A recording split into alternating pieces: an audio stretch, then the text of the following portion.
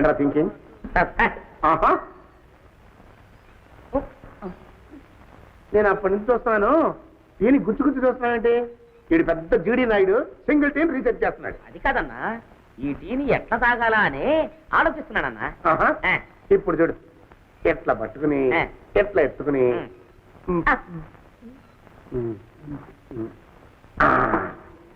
ఎట్లా తాగాలి. రీసెర్చ్ అయిపోయింది కదా, టీ కూడా అయిపోయింది, వెళ్ళిపో. తాగేసావా? అవును. అందులో బల్లి పడింది, దాన్ని తీసి బయట పడేసి తాగుదామా వద్దా అని ఆలోచిస్తున్నాను. ఏనా బల్లి పడిన టీ తాగితే తాగిన 5 నిమిషాలకి చచ్చిపోతారట. అయితే నువ్వు చచ్చిపోతావన్నా? No problem.